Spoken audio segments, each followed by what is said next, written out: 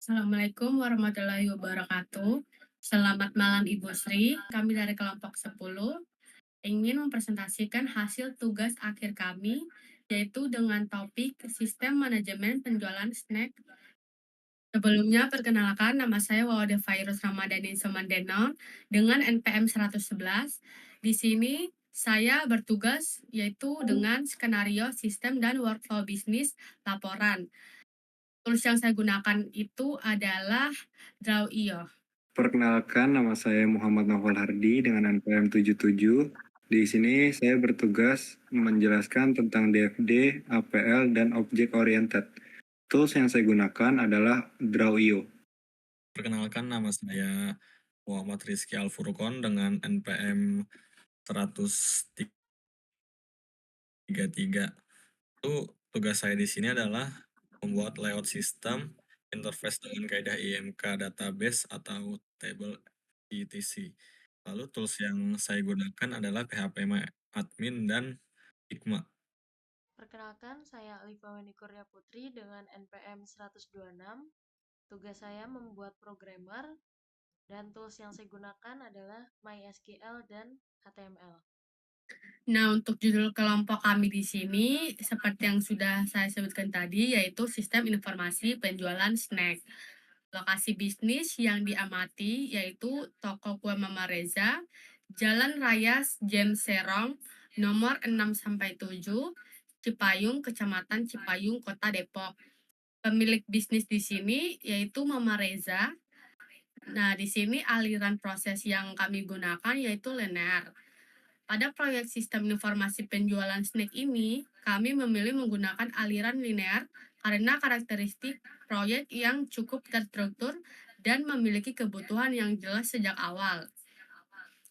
Maka sistem ini yang telah dikembangkan memiliki ruang lingkup terbatas dan spesifik, seperti pengelolaan penjualan, pembelian, stok barang, retur, dan pelaporan transaksi, sehingga tidak memerlukan pendekatan pengembangan yang iteratif atau fleksibel seperti agile. Untuk metode perancangan yang kami pakai di sini ada waterfall. Pada metode ini sangat mendukung proses dokumentasi yang teratur, di mana setiap tahapan dilalui secara berurutan, mulai dari analisis kebutuhan, perancangan sistem, implementasi, hingga pengujian. Nah, pendekatan ini memudahkan tim dalam mengorganisasi pekerjaan dan pembagian tanggung jawab. Untuk setiap anggota dapat fokus pada tahap tertentu tanpa harus melakukan revisi berulang karena perubahan kebutuhan. Saya dengan Mama Reza, pemilik toko kue Mama Reza. Lokasi toko ada di Jalan Raya Jembatan Selong, Payung Depok. Pertanyaan pertama itu, apakah sistem ini akan digunakan untuk transaksi penjualan online, offline, atau keduanya? Keduanya sudah berjalan. Keduanya, Online bisa online sudah atau berjalan. offline. Yang kedua, bagaimana cara kiosnek mengelola toko barang biar gak terjadi kekurangan atau kelebihan gitu? Jadi sudah kita saling satu sama lain itu tahu tugas masing-masing, sehingga untuk stok, untuk segala macamnya kita meminimalis kelebihan dan kekurangannya. Alhamdulillah selama ini sih jalan lancar. Bagaimana kiosnek menentukan harga jual buat setiap produk? Harga jual kita nggak mengambil paling tinggi, kita ambil sedikit, yang penting volumenya banyak. Jadi sehingga toko ini menjadi favorit dari toko lain.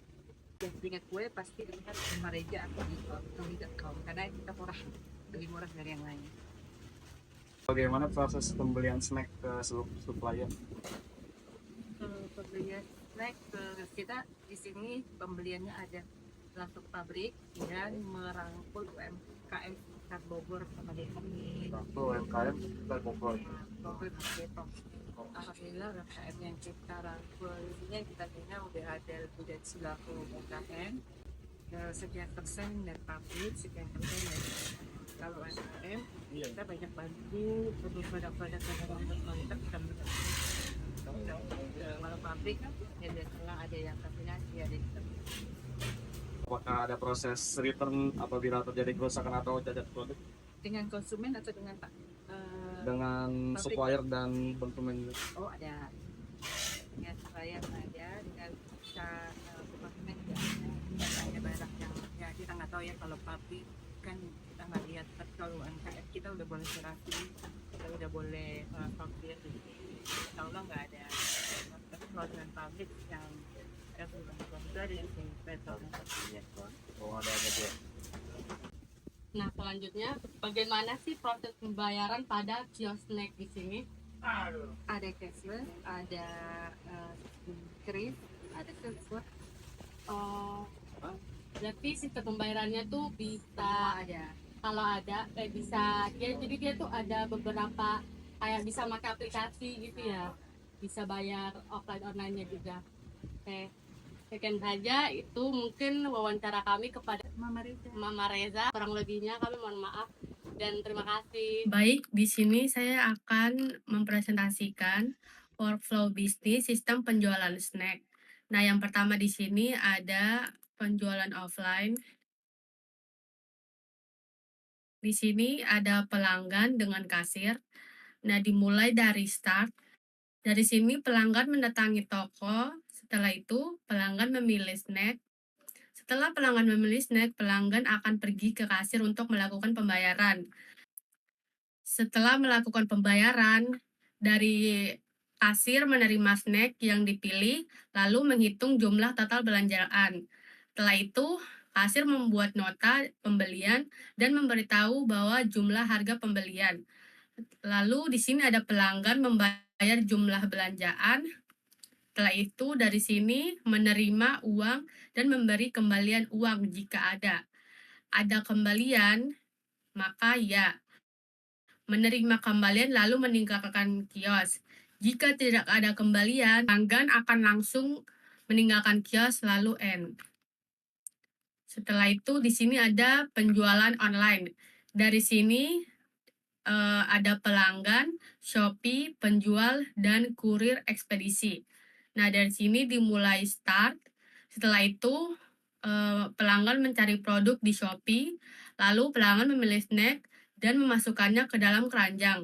Setelah itu pelanggan melakukan ke proses checkout, lalu dia memilih metode pembayaran dan alamat pengiriman.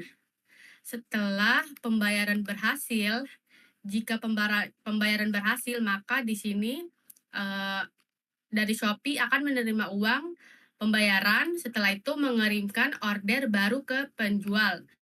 Setelah itu penjual baru menerima pesanan. Lalu dari sini penjual memproses pesanan dan pengemasan barang. Setelah itu dari Shopee memberikan resi pengiriman kepada pelanggan. Lalu dari penjual mengirimkan barang melalui jasa ekspedisi. Setelah itu dari sini mengambil paket dari penjual, lalu mengantarkan paket ke alamat pelanggan. Jika pembayarannya tidak berhasil, maka proses tersebut akan gagal. Lalu di sini ada pembayaran offline. Nah, di sini ada pelanggan dengan kasir. Di sini pelanggan memulai start. Setelah itu, pelanggan mendatangi meja kasir untuk pembayaran, lalu dari kasir menghitung total harga pesanan. Setelah itu, dari sini pelanggan menerima informasi total harga pemesanan. Apakah pelanggan membayar tunai? Jika tidak, dari sini kasir menyiapkan barcode kris dan memberikannya kepada pelanggan. Lalu kasir mencetak struk dari mesin kris.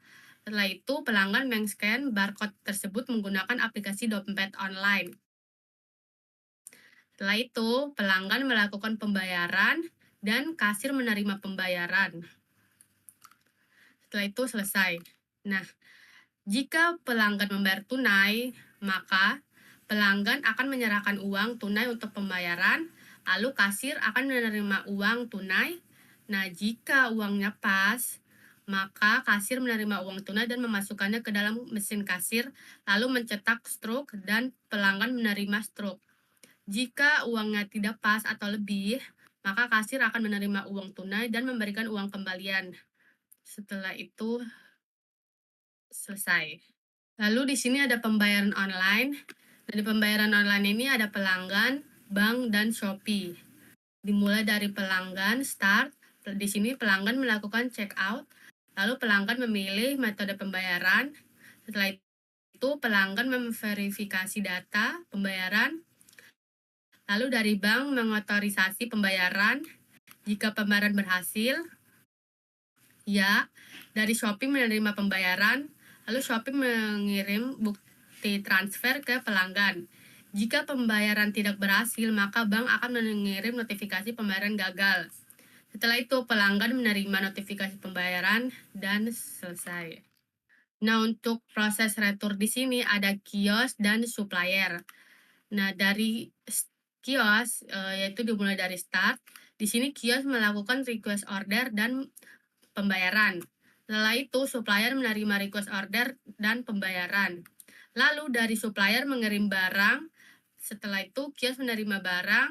Setelah kios melakukan request retur, dari supplier menyetujui request retur. Setelah kios melakukan retur ke supplier, dari supplier mengirim barang baru. Nah, setelah mengirim barang baru, dari kios akan menerima barang baru. Lalu di sini barang baru masuk ke stok kios untuk dijual. Setelah itu selesai. Lalu saya akan memaparkan bagian manajemen risiko pada tahap perencanaan proyek perangkat lunak. Nah, di sini ada yang pertama, yang A, jumlah karyawan yang dibutuhkan. Untuk menghitung jumlah karyawan, kita bagi total baris kodenya ada 3.376 LOC dengan kapasitas seorang karyawan yang sanggup menyelesaikan 120 LOC. Hasilnya sama dengan 5,44 orang. Karena kita tidak bisa punya setengah orang, kita bulatkan menjadi 6 orang. Lalu yang B ada estimasi biaya proyek berdasarkan LOC. Untuk estimasi biaya berbaris LOC, kita kalikan jumlah baris kode dengan biaya per LOC yang sudah ditetapkan sebanyak Rp5.000. Hasilnya jadi Rp16.880.000. Lalu yang C ada estimasi biaya proyek dan upah. Untuk estimasi biaya proyek yang mempertimbangkan upah, kita kalikan 6 orang dengan upah dengan Rp5 juta per bulan. Lalu totalnya ada Rp30 juta. Lalu nomor 4 ada buat estimasi biaya berdasarkan LOC. Yang A, estimasi proyek perangkat lunak dan LOC.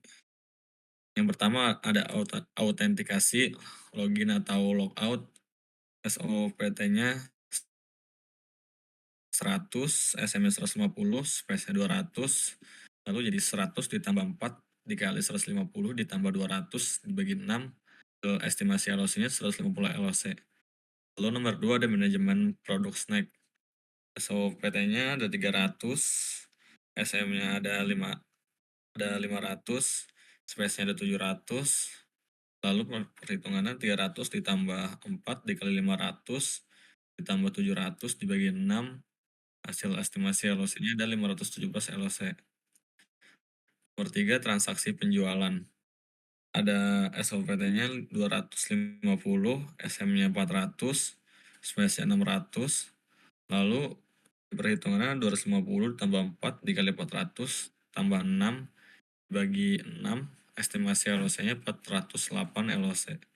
Nomor 4, pembelian barang. SOPT-nya 300, SM-nya 500, space-nya 700, lalu perhitungannya 200 ditambah 4 dikali 350 ditambah 500 dibagi 6, hasil estimasi LOC-nya 350 LOC.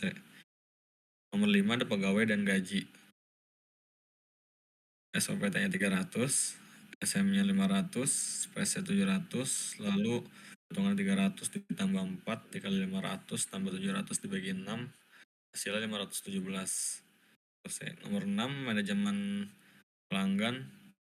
SOPT-nya ada 150, SM-nya 250, space-nya 400, lalu perhitungan 150 ditambah 4 dikali 250 tambah 400 dibagi 6, hasilnya 258 LOC. Yang ketujuh ada retur barang.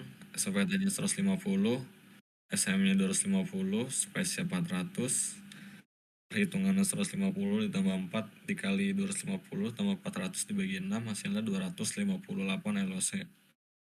Yang ke-8 ada riwayat transaksi. SPT-nya 200, SM-nya 350, space-nya 500. Lalu untuk perhitungannya dikebawain lagi. Perhitungannya 200 ditambah 4 dikali 350 tambah 500 dibagi 6 hasil estimasi LOC-nya 350 LOC. Lalu yang ke-9 ada stok barang. SPT-nya 150, SM-nya 250, space 400. Lalu perhitungan 150 ditambah 4 dikali 250 tambah 400 dibagi 6 hasil estimasi LOC-nya 258 LOC. 10 halaman menu navigasi. SOPT-nya 100, SMS 150, T200, perhitungannya 100 ditambah 4 dikali 150 ditambah 200 dibagi 6 hasilnya 150 LOC. Lalu yang terakhir ada informasi dan lokasi. SOPT-nya 100, SMS 150, space 200, perhitungannya 100 ditambah 4 dikali 150 ditambah 200 dibagi 6 hasil estimasi LOC-nya ada 150 LOC. Lalu baris kode terestimasi ada 3.376 LOC. Oke, selanjutnya di sini saya akan menjelaskan tentang perancangan APL dan ERD. Yang pertama ada APL dulu. Ada manage user, jadi di sini yang bisa login hanya user. Setelah itu di bawahnya ada tabel master. Tabel masternya ada pegawai, pelanggan, produk, user, supplier, dan owner, dan stok. Di sini kita mempunyai 7 tabel master. Selanjutnya ada tabel penjualan. Tabel penjualan itu mempunyai tabel jual dan info jual. Setelah itu tabel pembelian, ada tabel beli, info beli, dan ada tabel gaji, info gaji. Selanjutnya ERD-nya dari tabel pelanggan kita memilih produk. Setelah itu produk memiliki data jual. Setelah itu jual mempunyai tabel jual mempunyai tabel detail jual yang mana itu lebih spesifik lagi. Selanjutnya tabel jual diperiksa oleh pegawai. Nah, di produk itu diawasi oleh owner. Dan produk itu berisi ada tabel beli. Setelah itu tabel beli mempunyai tabel stok. Tabel stok itu berasal dari supplier. Dari yang kita balik lagi ke tabel pegawai. Pegawai itu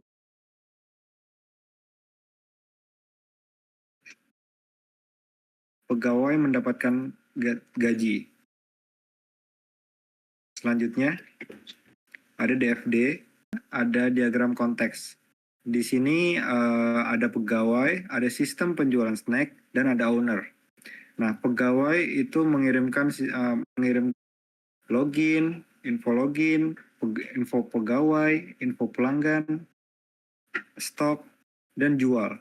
Nah, dari sistem itu mengirimkan slip gaji kepada pegawai, sistem mengirimkan slip gaji kepada pegawai.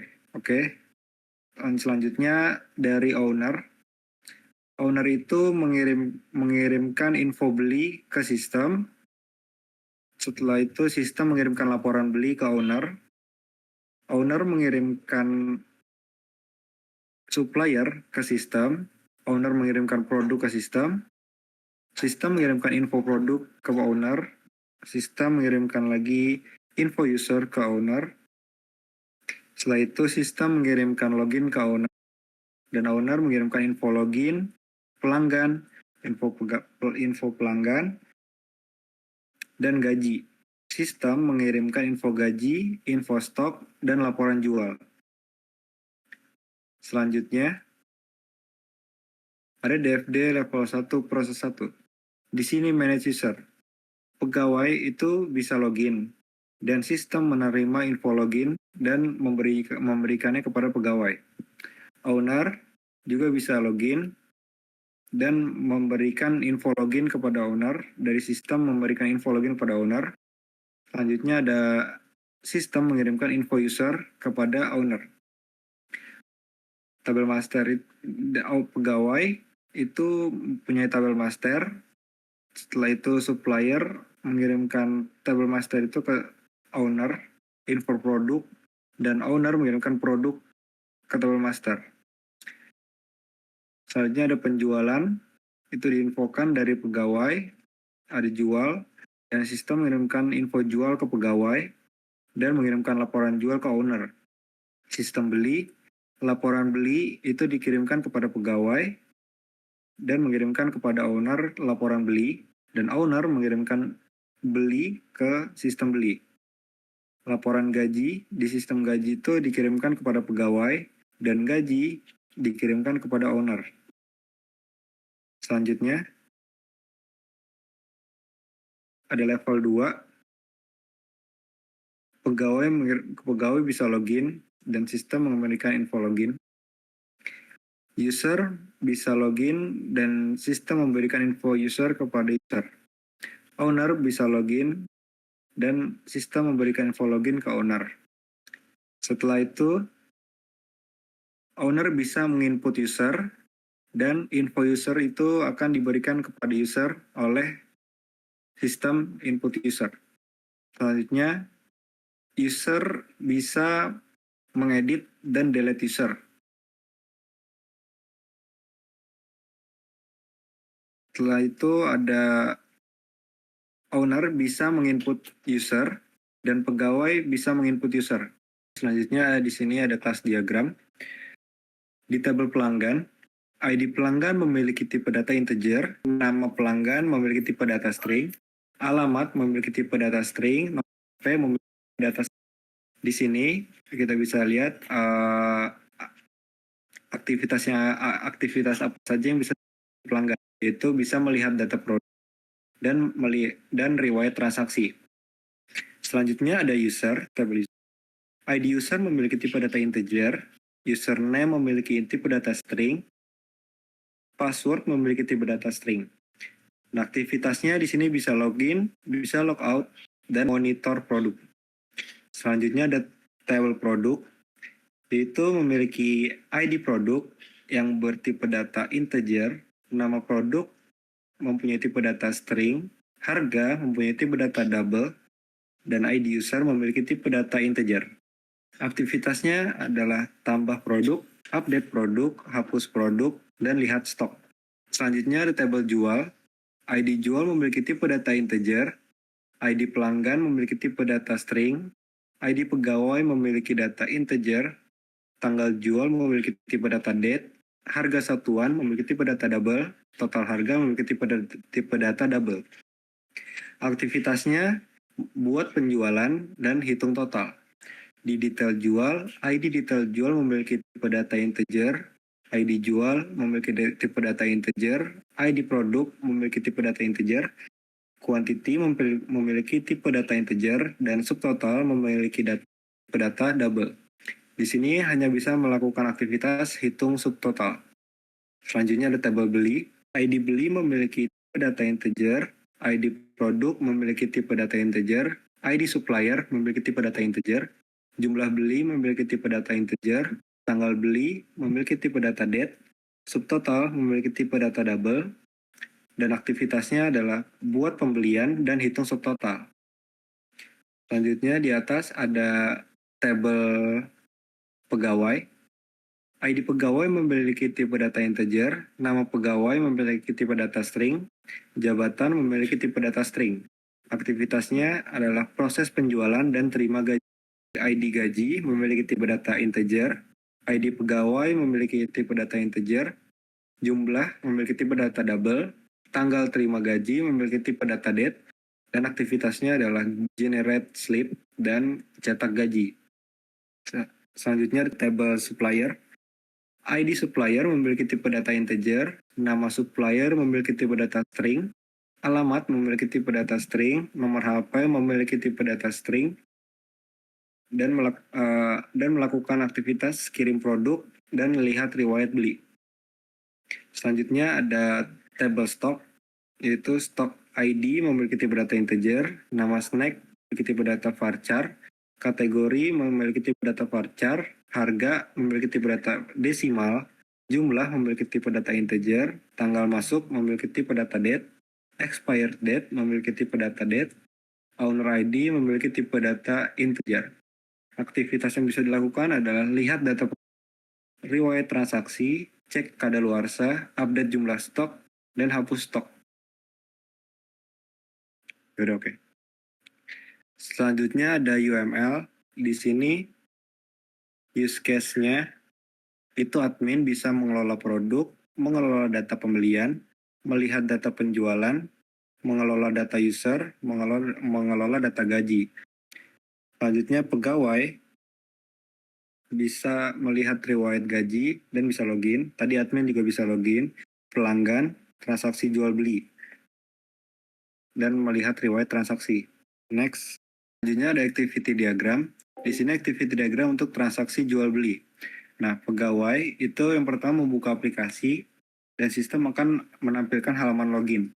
Selanjutnya pegawai akan memasukkan username dan sistem akan menunjukkan pilihan apakah valid antara username dan passwordnya. Selanjutnya jika tidak valid, pesan akan error dan kembali ke untuk memasukkan username dan password.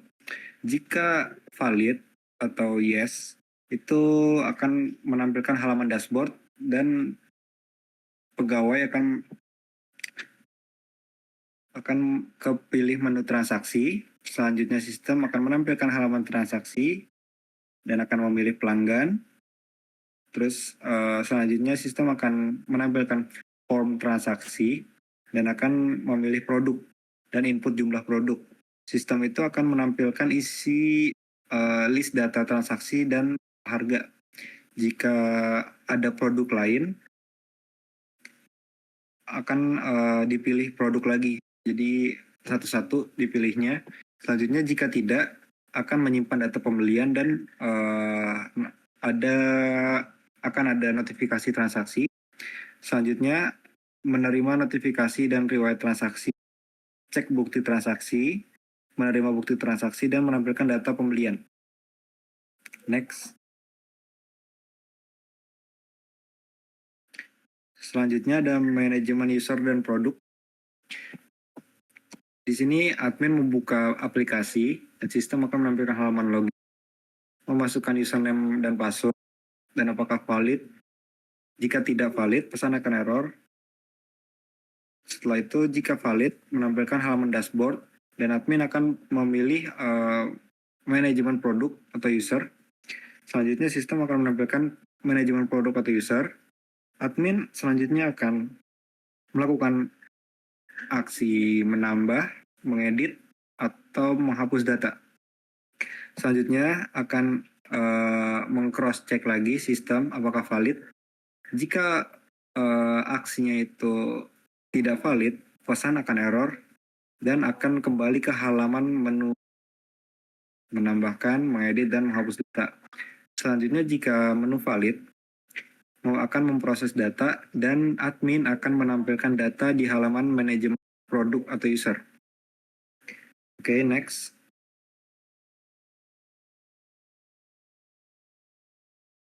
Selanjutnya ada manajemen pembelian.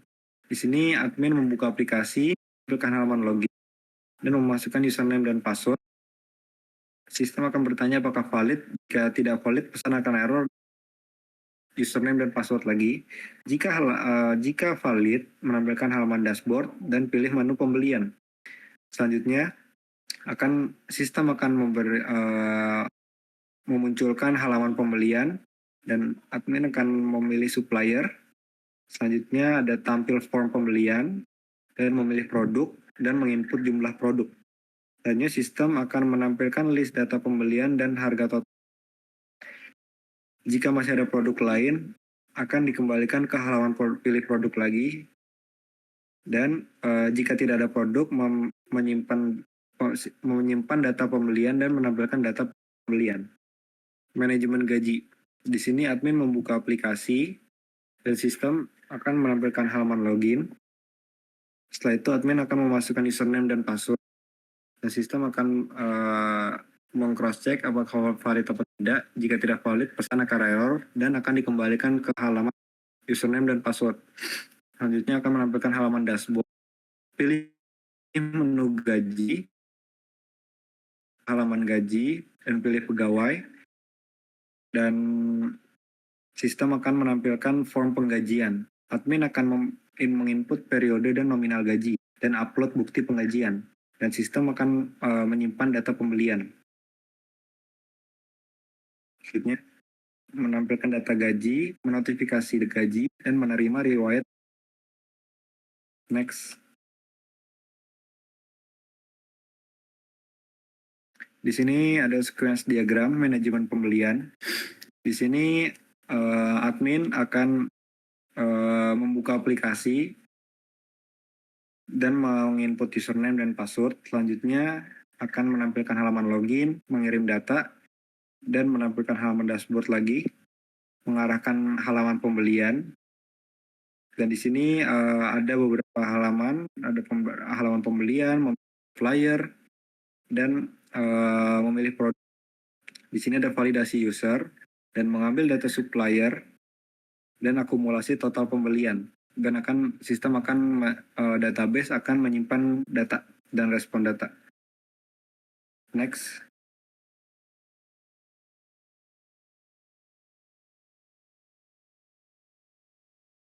Selanjutnya ada manajemen user dan produk. Di sini admin membuka aplikasi dan menginput username dan password. Setelah itu menampilkan halaman login dan mengirim data. Di sini lanjut ke halaman dashboard dan akan memilih halaman user dan produk. Selanjutnya akan tampil halaman user atau produk dan akan bisa menambah data. Setelah itu memvalidasi user, setelah itu menyimpan data dan validasi data. Setelah itu selesai. Next. Selanjutnya ada transaksi jual beli. Itu admin akan membuka aplikasi. Itu akan menginput username dan password, menampilkan halaman login, mengirim data, memvalidasi user, menampilkan halaman dashboard, tampil halaman transaksi, dan pilih pelanggan, tampil form transaksi. Selanjutnya memilih produk,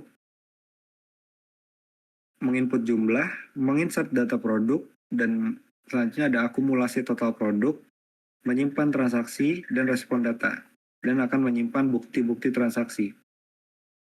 Selanjutnya ada manajemen gaji. Di sini admin membuka aplikasi, menginput username dan password, menampilkan halaman login, dan mengirim data. Tampil akan mengarahkan ke halaman gaji dan akan menampilkan halaman gaji, memilih pegawai, mengambil data pegawai, dan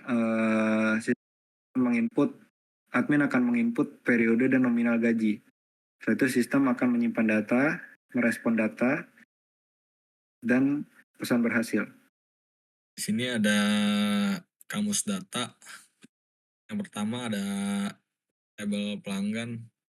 Di tabel pelanggan tuh ada ID pelanggan, keterangan nomor identitas pelanggan, tipe datanya integer, terus panjang datanya tidak ada, lalu format nilainya PXXX, notasinya P plus nomor urut, PK atau FK-nya menggunakan PK primary key. Lalu ada nama pelanggan, keterangan nama lengkap, tipe datanya varchar, panjang datanya 100, format nilainya XXX, notasinya nama depan plus nama belakang. lalu PK atau FK-nya tidak ada. Lalu ada alamat, keterangannya alamat pelanggan, tipe datanya teks, panjang datanya tidak ada, format nilainya jalan, kota, provinsi, lalu notasinya alamat lengkap, PK atau FK-nya tidak ada. Lalu ada nomor HP, keterangannya nomor handphone pelanggan, tipe datanya varchar, panjang datanya 20, format nilainya plus 62XXX, lalu notasinya kode negara plus nomor HP, ada tabel pegawai, ada yang pertama ada ID pegawai, keterangan nomor identitas pegawai, tipe datanya integer, panjang datanya tidak ada, format nilainya PGXXX, notasinya PG plus nomor urut, PK atau FK-nya menggunakan primary key. Lalu ada nama pegawai, keterangannya nama lengkap pegawai, datanya varchar, panjang datanya 50, format nilainya XXX, notasinya nama depan plus belakang, PK atau FK-nya tidak ada. Lalu ada jabatan, keterangannya jabatan pegawai, tipe datanya teks, panjang datanya tidak ada, format nilainya manager staff, notasinya posisi di perusahaan, PK atau FK-nya tidak ada. Selanjutnya ada keterangan, lalu keterangannya keterangan pegawai, tipe datanya teks, panjang datanya tidak ada, format nilainya tidak ada, notasinya catatan tambahan atau bisa juga opsional, PK atau FK-nya tidak ada. Lalu yang terakhir ada ID user, keterangannya ID user untuk akun login, tipe datanya integer, panjang datanya tidak ada, format nilainya USR XXX, notasinya relasi ke user, PK atau FK-nya menggunakan foreign key. Selanjutnya ada tabel produk. Yang pertama ada ID produk, keterangan nomor produk, tipe datanya integer, panjang datanya tidak ada, format nilainya PRD XXX, notasinya PRD plus nomor urut, PK atau FK-nya menggunakan primary key. Lalu ada nama produk, keterangannya nama produk, tipe datanya varchar, panjang datanya 100, format nilainya XXX, notasinya nama barang, PK atau FK-nya tidak ada. Lalu yang terakhir ada harga, keterangannya harga produk, tipe datanya desimal, panjang data 15,2, format nilai 10000,00, notasi nominal harga, PK atau FK-nya tidak ada. Selanjutnya ada tabel gaji. Yang pertama ada ID gaji, keterangannya nomor gaji, tipe datanya integer, panjang datanya tidak ada, format nilai GJ XXX, notasinya GJ plus nomor urut, PK atau FK-nya menggunakan primary key. Lalu ada nama pegawai, keterangan nama pegawai, tipe datanya varchar, panjang datanya 100, format nilainya XXX, notasinya nama pegawai, PK atau FK-nya tidak ada. Lalu ada jumlah, keterangannya jumlah gaji, tipe datanya desimal, panjang datanya 15,2, format nilainya 2000000,00, notasinya nominal gaji, PK atau FK-nya tidak ada. Lalu ada turun gaji, tanggal turun gaji, keterangannya tanggal gaji, tipe datanya date, panjang datanya tidak ada, format nilai YYYY, strip MM, strip DD, notasinya tanggal transaksi gaji, PK atau FK-nya tidak ada. Lalu ada ID pegawai, keterangannya ID pegawai, tipe datanya integer, panjang datanya tidak ada, format nilainya PGXXX, notasinya relasi ke pegawai, PK atau FK-nya menggunakan foreign key. Selanjutnya ada tabel jual.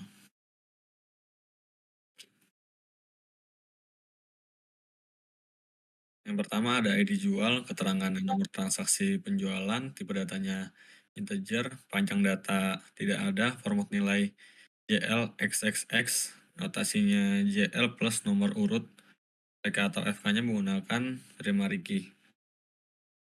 Lalu ada ID pegawai, keterangannya pegawai yang melakukan penjualan, tipe datanya integer, panjang data tidak ada, format nilai PG XXX, notasinya relasi ke pegawai, PK atau FK menggunakan foreign key. Lalu ada ID pelanggan, keterangannya nomor identitas pelanggan, tipe datanya integer, panjang datanya tidak ada, format nilainya PXXX, notasinya P plus nomor urut, PK atau FK-nya menggunakan primary key. Lalu ada ID detail jual, keterangannya nomor detail penjualan, tipe datanya integer, panjang data tidak ada, format nilainya DJXXX, notasinya DJ plus nomor urut, PK atau FK-nya menggunakan primary key. Selanjutnya ada tanggal jual, keterangannya tanggal penjualan, tipe datanya menggunakan date, panjang datanya tidak ada, format nilainya YYY strip MM strip D, notasinya tidak ada, PK atau FK-nya tidak ada. Lalu ada total harga, keterangannya total harga, tipe datanya desimal, panjang datanya 15,2, format nilainya 10000,00, notasinya tidak ada, PK atau FK-nya tidak ada. Selanjutnya ada tabel detail jual. Pertama ada ID detail jual, keterangannya nomor detail jual penjualan, tipe datanya integer, panjang datanya tidak ada, format nilai DJXXX, notasinya DJ plus nomor urut, PK atau FK menggunakan primary key. Lalu ada ID jual, keterangannya transaksi penjualan, tipe data integer, panjang data tidak ada, format nilai JL XXX, notasi relasi ke jual, PK atau FK menggunakan foreign key. Lalu ada ID produk, keterangannya produk yang dijual, tipe datanya integer, panjang datanya tidak ada, format nilainya PRD XXX, notasinya relasi ke produk, PK atau FK-nya menggunakan foreign key. Lalu ada harga satuan, keterangannya harga produk per unit, tipe datanya desimal, panjang datanya 15,2, format nilainya 10000,00, notasinya tidak ada, PK atau FK-nya tidak ada. Lalu ada quantity, keterangannya jumlah produk yang dijual, tipe datanya integer, panjang data tidak ada, format nilai tidak ada, notasi tidak ada, PK atau FK-nya juga tidak ada. Lalu yang terakhir ada subtotal, keterangannya total harga per produk, datanya desimal, panjang data 15,2, format nilainya 50000,00, notasinya tidak ada, PK atau FK-nya juga tidak ada. Selanjutnya ada tabel beli.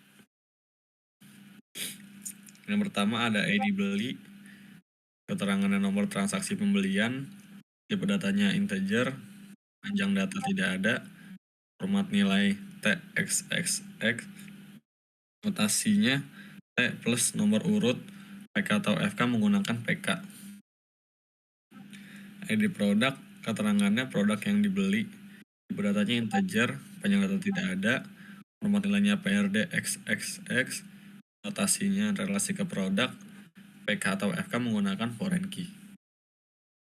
Lalu ada ID supplier, keterangannya ID supplier, tipe datanya integer, panjang data tidak ada, format nilainya sub XXX, notasinya sub plus nomor urut, PK atau FK menggunakan primary key. Lalu ada jumlah beli, jumlah produk yang keterangannya jumlah produk yang dibeli, tipe datanya integer, panjang data tidak ada, format nilai tidak ada, notasinya angka jumlah, PK atau FK-nya juga tidak ada. Lalu harga beli, keterangannya harga beli per produk atau per unit, tipe datanya desimal, panjang datanya 15,2, format nilainya 10000,00, notasinya harga per satu produk, PK atau FK-nya tidak ada. Lalu ada subtotal, keterangannya total harga untuk produk X dikali jumlah. Tipe datanya desimal, panjang datanya 15,2, format nilainya 10000,00, notasinya harga total item, PK atau FK-nya tidak ada. Lalu ada tanggal beli, tanggal pembelian, keterangannya tanggal pembelian, tipe datanya date, datanya tidak ada, format nilainya YYY, strip MM, strip DD, notasinya tanggal transaksi, PK atau FK-nya tidak ada.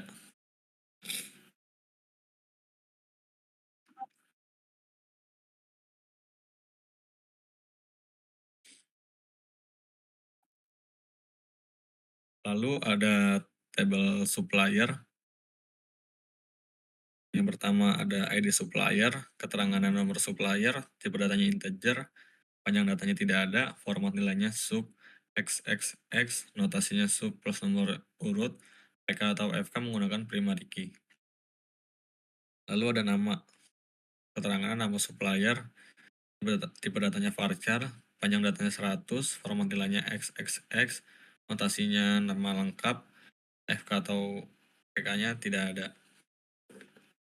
Lalu ada alamat, keterangan alamat supplier, tipe datanya teks, panjang datanya tidak ada, format nilainya tidak ada, notasinya alamat lengkap, PK atau FK-nya tidak ada.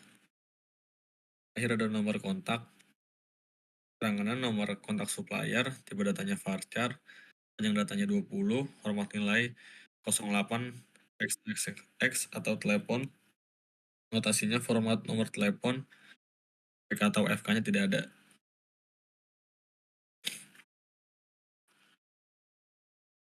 Selanjutnya ada tabel user. Semua ada ID user, keterangan nomor pengguna, tipe datanya integer, panjang datanya tidak ada, format nilai USR XXX, notasinya USR plus nomor urut, PK atau FK-nya menggunakan primary key. Lalu ada username, keterangannya nama pengguna, tipe datanya varchar, panjang datanya 50, format nilainya XXX, notasinya tidak ada, PK atau FK-nya juga tidak ada.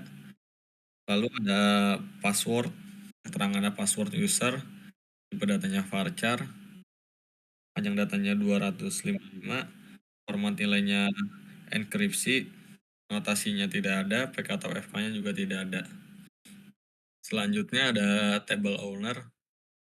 Pertama ada ID owner, keterangannya nomor pemilik atau admin, tipe datanya integer, panjang datanya tidak ada, format nilainya OWN XXX, notasinya OWN, strip nomor urut, PK atau FK-nya menggunakan primary key. Lalu ada username, keterangannya nama pengguna pemilik, tipe datanya varchar, panjang datanya 50, format nilainya XXX, notasinya tidak ada, PK atau FK-nya juga tidak ada. Lalu ada password, keterangannya password login, tipe datanya varchar, panjang datanya 255, format nilainya enkripsi, lalu notasinya tidak ada, PK atau FK-nya juga tidak ada. Selanjutnya ada nama lengkap, keterangan nama lengkap pemilik, tipe datanya varchar, panjang datanya 100, format nilainya alfabet, notasinya tidak ada, PK atau FK-nya juga tidak ada.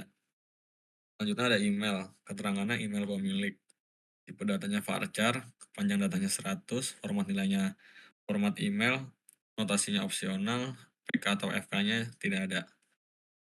Lalu ada nomor HP, keterangannya nomor HP pemilik, tipe datanya varchar, panjang datanya 20, format nilainya nomor telepon, notasinya opsional, PK atau FK-nya tidak ada.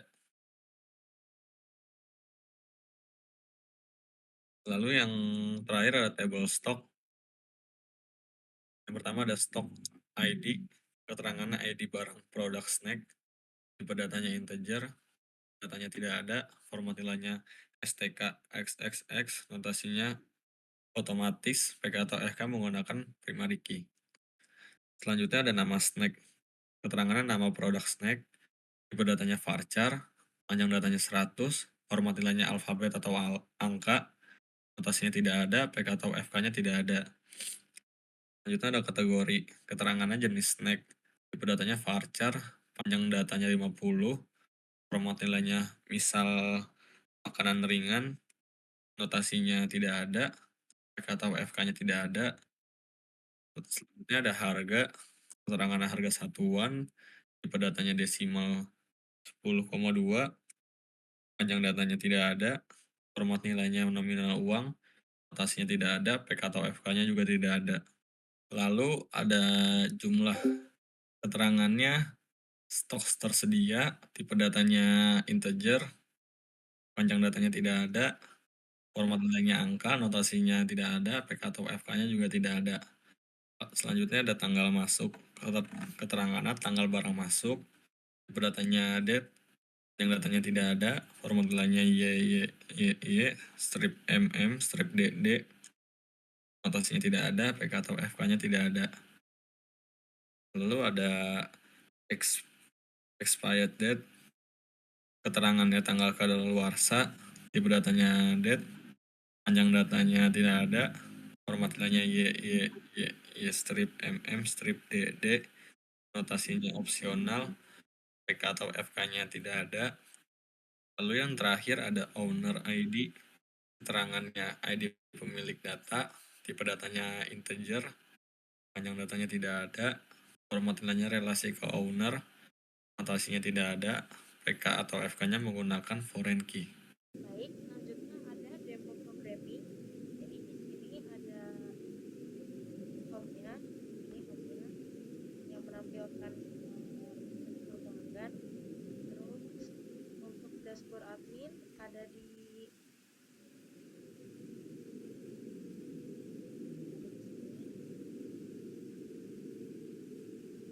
sebelum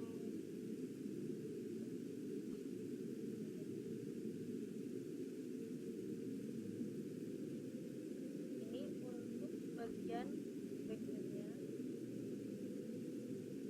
Terus di situ ada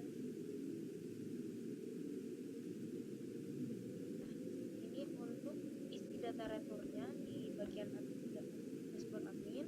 Lalu ini ada data user-nya. Jadi semua yang regis, yang mau login, nanti datanya akan masuk ke data user. Lalu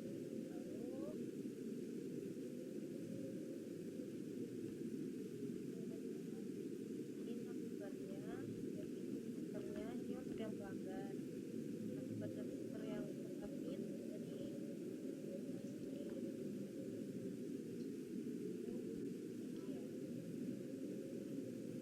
ini juga untuk manggil, ini untuk memanggil tools yang ada di kayak kita butuhkan, misal kayak about-nya, dashboard PHP-nya, home-nya, location-nya, itu kita panggil di sini. Jadi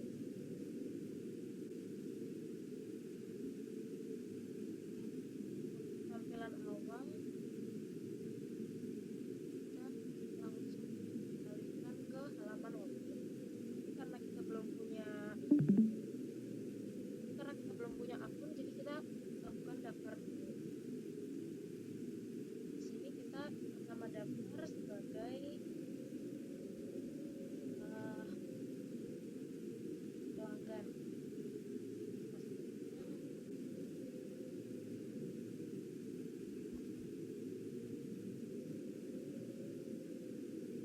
Lalu kita daftar, masukkan akun seperti yang register pelanggan. Dia akan otomatis masuk ke bagian dashboard pelanggan. Di sini ada dashboard, ada about, ini tentang sejarah-sejarahnya. Lalu ada menu. Di sini ada varian gurih, varian pedas, dan varian manis. Lalu di sini ada page location, dan ini location-nya ada di Depok. Terus ini juga maps-nya yang mengarah ke toko kuenya. Lalu sebelum logout di sini ada follow us. Ini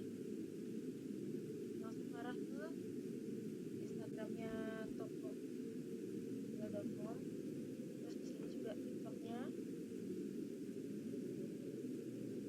langsung arah ke tiktok.com, lalu di sini ada Shopee-nya juga.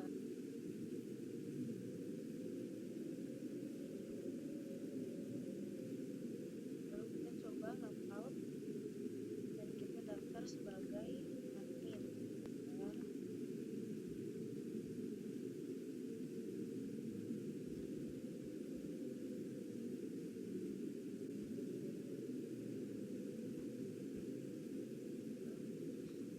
Setelah kita lakukan registrasi dan login sebagai pegawai, kita akan dialihkan ke dashboard admin. Dashboard admin ini terdapat halaman dashboard ini sendiri, lalu ada halaman produk. Jadi di sini ada produk-produk yang kita jual yang ada di page pelanggan tadi, terus ada harga-harganya juga. Dan ini untuk stok kita masih kosong, tapi jika misal kita mau nambah stok jadi ada 10 stok, itu kita bisa ubah di sini, simpan, dia akan otomatis disimpan. Bagian user tadi kita udah login sebagai Weni pegawai dan akun pegawai. Tadi yang Weni jadi kita udah login sebagai Alifa pelanggan, lalu Anggun sebagai pegawai. Untuk di sini edit nama dan role-nya bisa diedit ya, bisa disimpan juga. Jadi kalau misalnya ada kesalahan nama, di sini ada retur. Nah, retur ini kalau misal kita beli produk tapi ada seperti kemasan rusak, ada kadaluarsa gitu, nanti otomatis akan menginput ID transaksi, ID retur, alasannya kenapa, tanggal returnya, dan pastinya ada menghapus data ini. Gitu aja deh.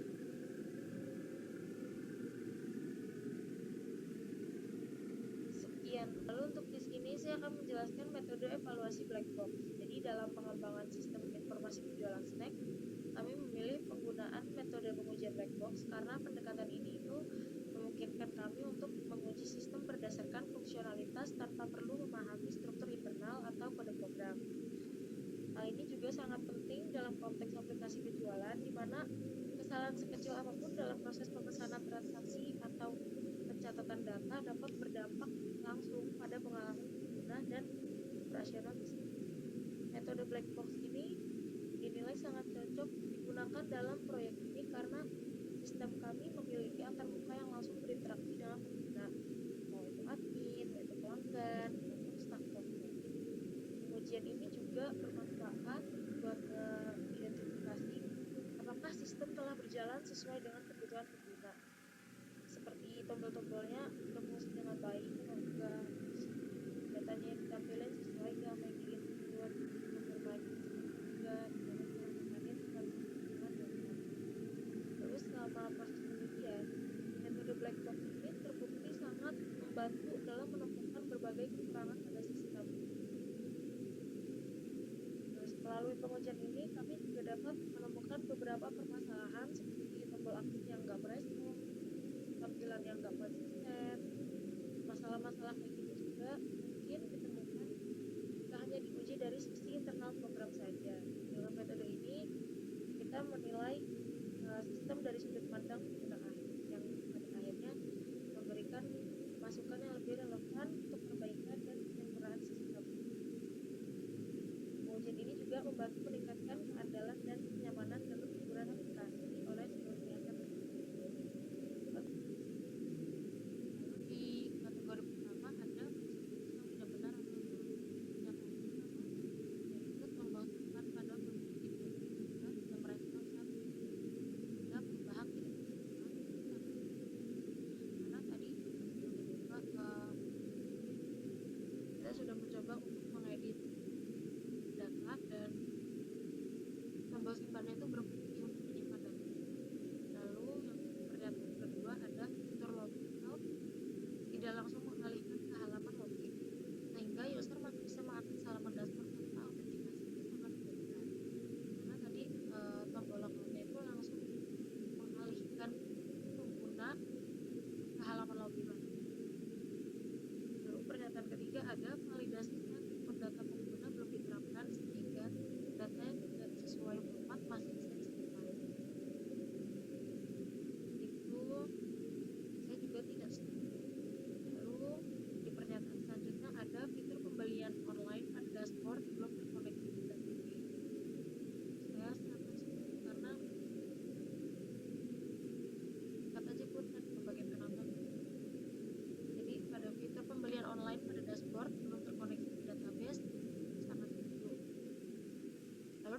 kategori kedua ada kesalahan interface.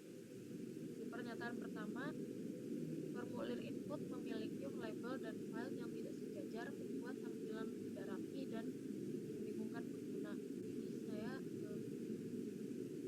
tidak setuju juga, karena tampilannya cukup rapi ya tadi dan tidak membingungkan pengguna. Lalu pernyataan kedua ada latar belakang pada teks. Latar belakang dan teks pada beberapa bagian halaman tidak memiliki kontras yang cukup, menyulitkan untuk dibaca. Itu juga saya tidak setuju. Lalu pernyataan selanjutnya, tidak ada indikator loading saat sistem sedang memutuskan, membuat pengguna bingung apakah sistem bekerja atau tidak. Itu saya juga tidak setuju.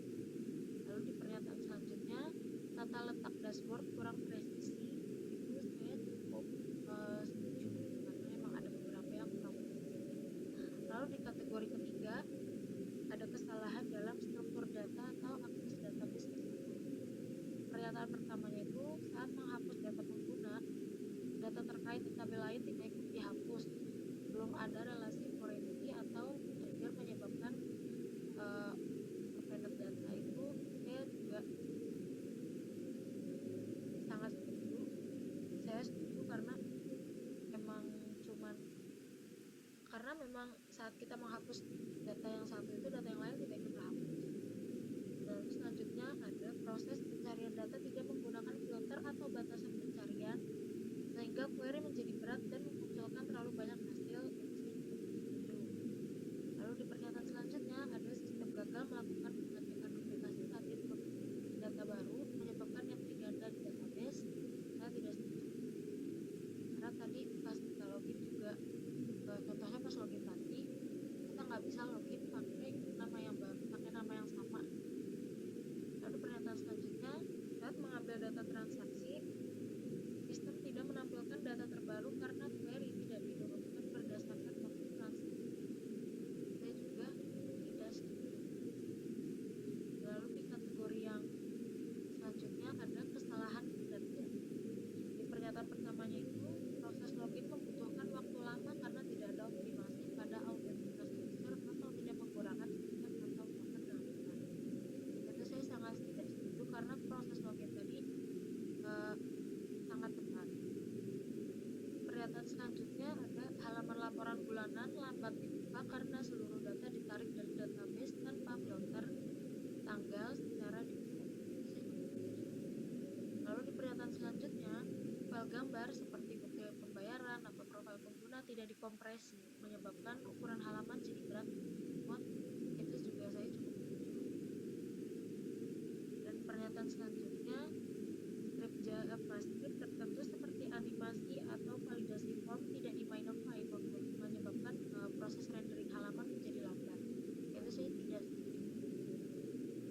Lalu di kategori terakhir, inisialisasi dan kesalahan. Pada pernyataan pertama kali aplikasi dijalankan, beberapa komponen UI seperti menu navigasi dan form input tidak dimuat dengan benar karena tidak dipanggil di lifecycle awal. Itu saya sangat tidak setuju. Lalu di pernyataan selanjutnya ada variabel global yang digunakan untuk menyimpan status login tidak diinisialisasi dengan nilai default, sehingga menyebabkan user langsung lompat saat halaman di refresh. Itu juga saya sangat tidak setuju. Lalu pernyataan selanjutnya, tidak ada proses clear session atau token saat user menekan tombol logout, sehingga user masih bisa mengakses halaman tertentu dengan URL langsung. Saya tidak setuju. Lalu yang terakhir, saat aplikasi ditutup atau sesi berakhir, resource seperti koneksi database atau WebSocket tidak ditutup dengan benar sehingga bisa menyebabkan kebocoran memori. Itu juga saya tidak setuju. Sekian presentasi kami hari ini.